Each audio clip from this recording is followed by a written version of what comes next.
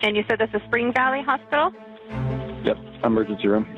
We received a patient from the Palms.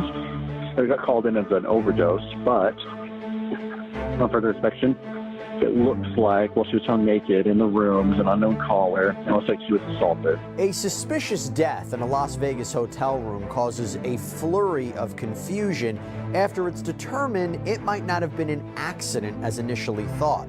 Now, a man is behind bars charged with murder for allegedly confessing. Oh, you a crazy looking Ted Bundy looking SOB.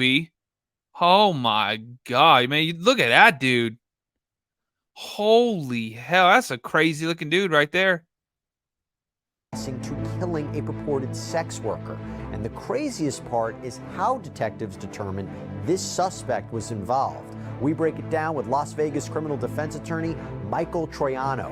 Welcome to Sidebar, presented by Law&Crime. I'm Jesse Weber. I want you to listen to this sequence of events. So last month, on June 12th at around 5 p.m., a man called 911, reporting a woman in his hotel room at the Las Vegas Palms Casino Resort had overdosed. The man identified himself simply as Kendall, told the dispatcher he was no longer with her in the room. Okay, it's odd, but wouldn't be the first time I'm sure the police receive a call like this.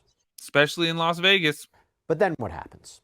So hotel security, they respond to the room, and they find single mom of 2 young children, 30-year-old Larissa Garcia, seriously injured with a... She's a mom, too? ...cut, a laceration on her left jawline, and she was only wearing underwear. Now, according to an arrest report, police were not immediately dispatched because it was thought to be a possible overdose. But Garcia was taken to the hospital, where even more questions arose because hospital staff ultimately called Las Vegas police, saying that Garcia's injuries were not consistent with what was originally thought. 911 emergency, Hill 20472. Do you need police, fire, or medical? Police. And you said this is Spring Valley Hospital? Yep, emergency room. We received a patient from the Palms, room 11117. It looks like they got called in as an overdose, but on further inspection, it looks like, well, she was found naked in the room as an unknown caller, and it looks like she was assaulted. She had, like, bruises and a laceration. Was she sexually assaulted? Unknown at this time, but they're actually intubating her right now. She's pretty critical. We're not quite sure what's wrong with her, but she's not breathing. You said she came from the Palms Casino, correct? Yeah, it was an unknown caller. They don't know who called, but there was someone, like, it looked like a man. They're going to find you on the security footage, I hope. Items in the room, but no one was there.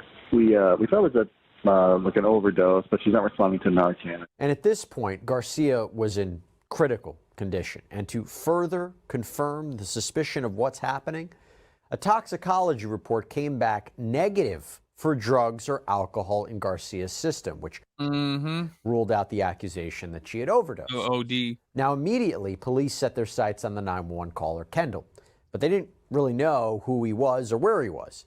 That is until they arrived back at the Palms Hotel to learn that the room where Garcia was found was registered to a man named Jason Kendall, who they later determined to be a 35-year-old U.S. Army veteran.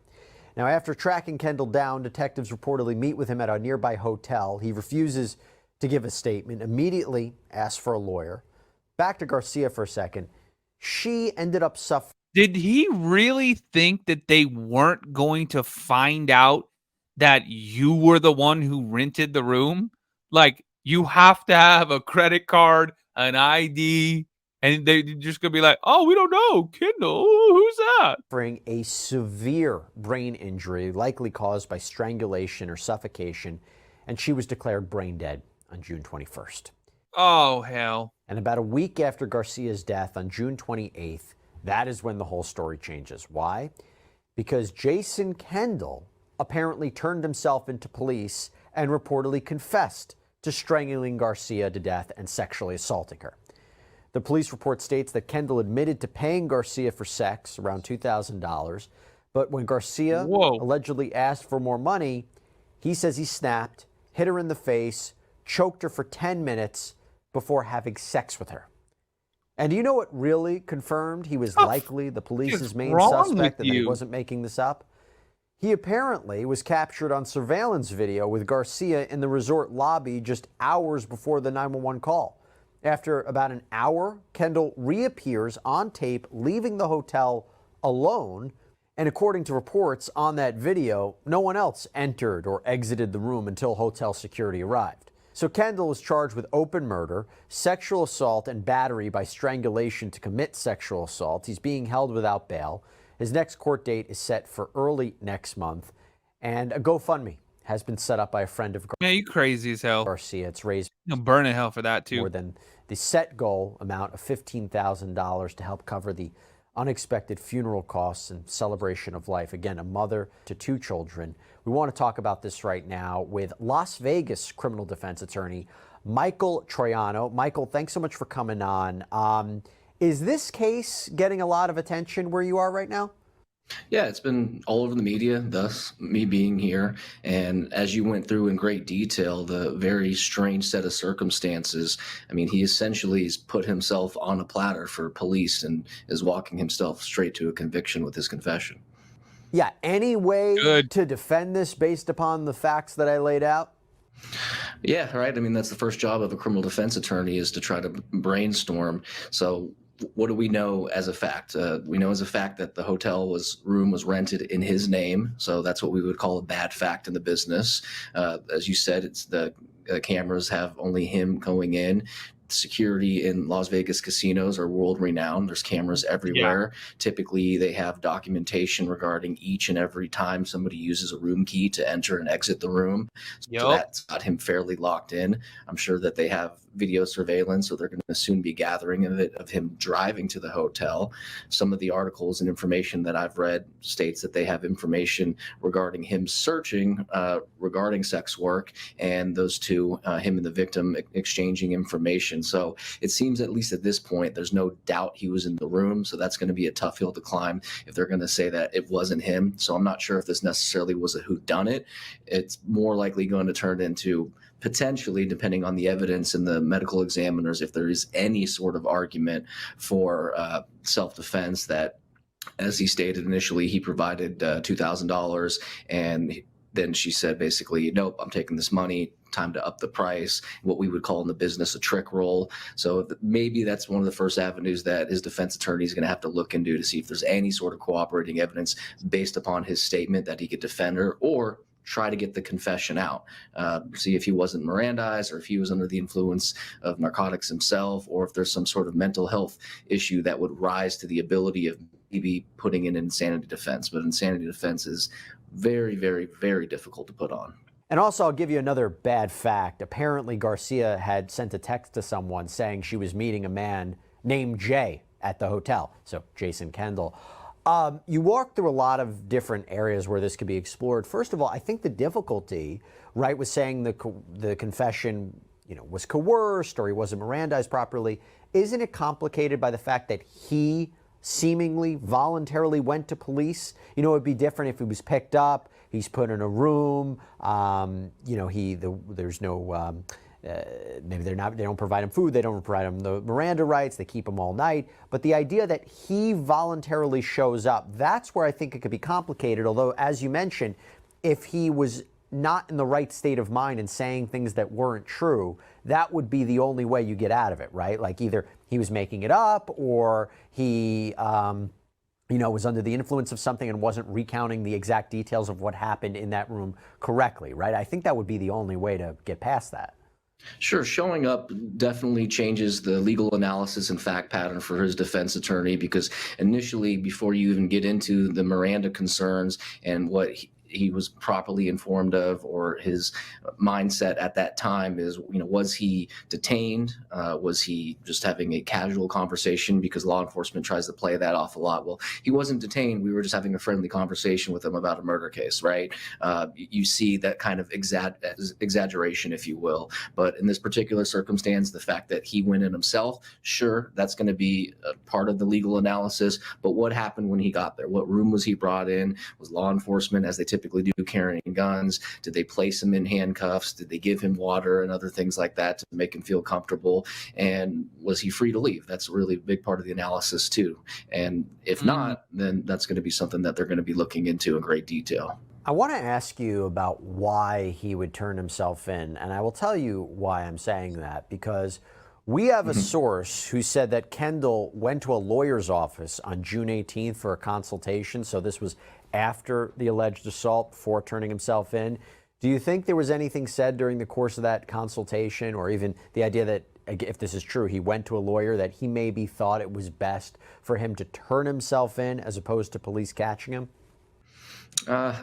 I don't know too many attorneys that are going to say turn yourself in. So I'm not going to say that whoever he may or may not have met with gave him that legal advice. If at any point you were in the very rare and unusual circumstance in which your client was going to turn themselves in, whether just to be booked or potentially to have a conversation or an interview with detectives, the first thing you would do is reach out to the detectives as counsel, let them know that he has confirmed as his attorney of record and that he has those type of protections, and set some parameters for your client for their protection and their safety. In addition, in the case of this high media status, I would also believe that a defense attorney who's qualified would reach out to the district attorney's office to let them know, hey, we're going to be coordinating with law enforcement to potentially have a discussion. So I'm not doubting your source that he went to a lawyer's office, but I highly doubt he followed that attorney's advice. By the way, what is the open murder charge? Can you explain that to us? What do you need to prove it? How does that work in Las Vegas? Yeah, so in Nevada, the way that it works is they don't have to specifically come down initially and say, hey, this is first-degree murder with malice of forethought, or this is second-degree murder, which is any other type of murder, or this is this is the felony murder rule. We also have different layers underneath that, what we call lesser included, if you will, voluntary manslaughter, involuntary manslaughter. So basically anything from involuntary manslaughter all the way up the gambit to first-degree murder is on the table. And do you think they're trying to assess what exactly happened in that room? So they're not just taking his account for it, but they're also seeing what the physical evidence has to say as well? Yeah, that's what a proper law enforcement investigation should do. I can't name the case off the top of my head, but there's a pretty famous story that's not necessarily an old wives' tale, where a gentleman would keep going into law enforcement and confessing to murders that he didn't commit. And it turned out years later, he actually did commit some offenses, and he was using that almost as a red herring. And that's probably one of the main reasons why they would do such things, because the defense attorney can say, hey, disregard what my client said. He was out of his mind, or he was just making up a story, trying to get attention, whatever it may be. Look at the facts, look at the evidence, and that's going to be law enforcement's job. I want to take a step back for something. We cover a number of different crimes here on Law&Crime and on Sidebar. Some of them are in rural communities, some of them are on the outskirts, all different across the nation. I always find it very peculiar and very unique when you see a crime committed in a big city. So we covered one recently that happened in Manhattan. I love Las Vegas. I've been to Las Vegas thousands of times. You're from Las Vegas. How often do you see something there, born and raised? How often do you see something like this happening in a major Las Vegas hotel room? There's a lot of disturbances. I mean, if you're asking me like this specific pattern, I can imagine stuff happens in Las Vegas hotel rooms, okay? But I'm talking about like a murder, or an alleged murder, something like that happening in as you mentioned, this is a hotel, there's cameras, there's surveillance, there's security. The idea of those witnesses, there's a lot of rooms.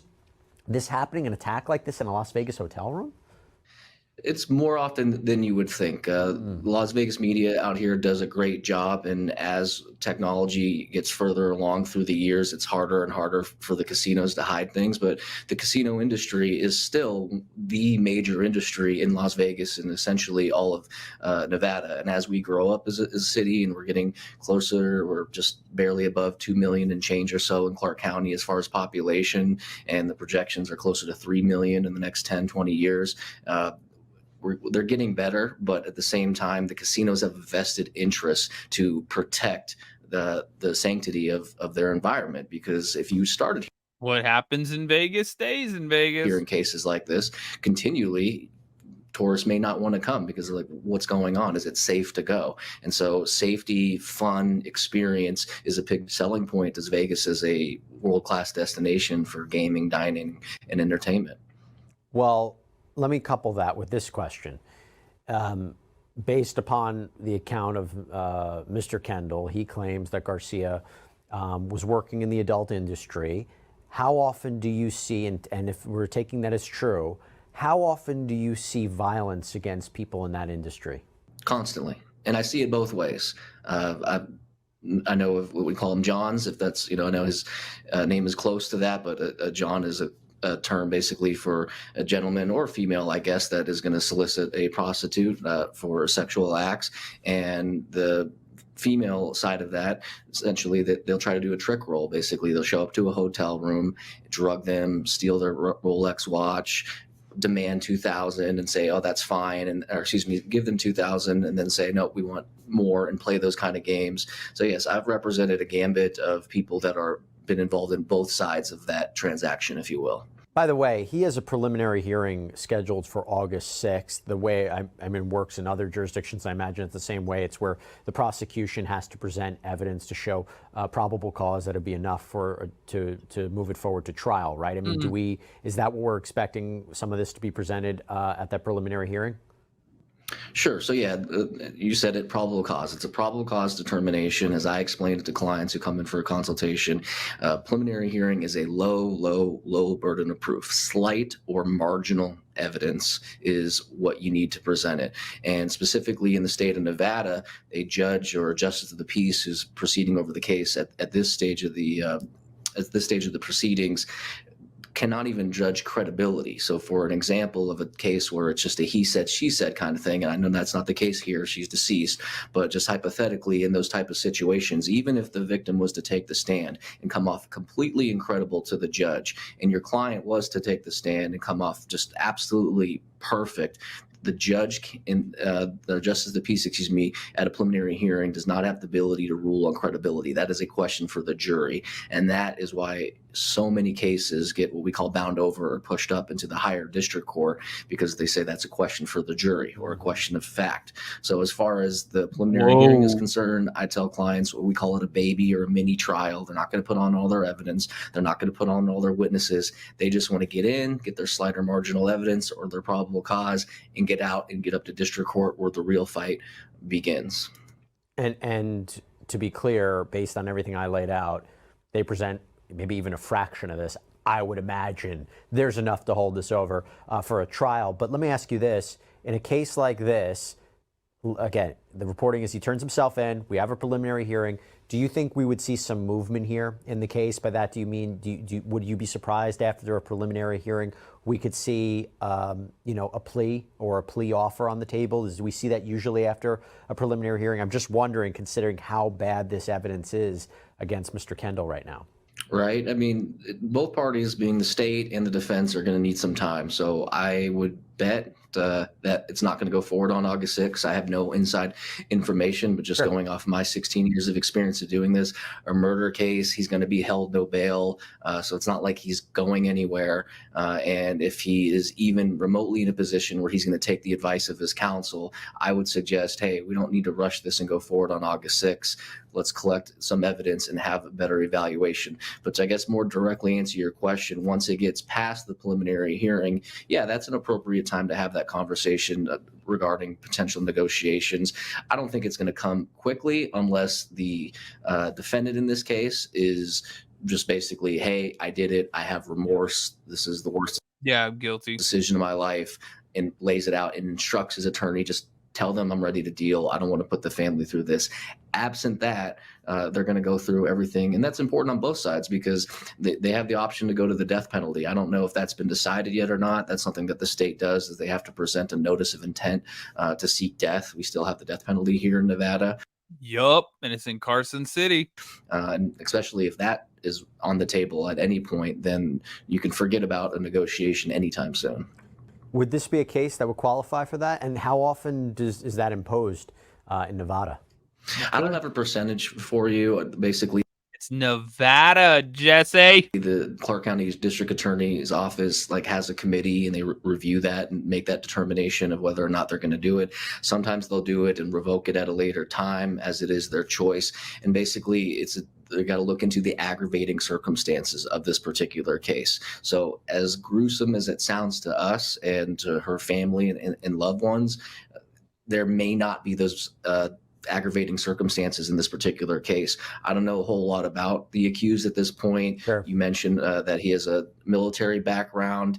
I did find some information that apparently he has a federal felony charge from West Virginia in about 2014, something involving drugs, but I don't have the exact details on that. Other than that, his criminal history seems pretty limited, but there may be more of what happened in that room that could lead to that decision. Michael Troiano, really appreciate you coming on. Damn. I enjoyed our conversation. Thank you so much.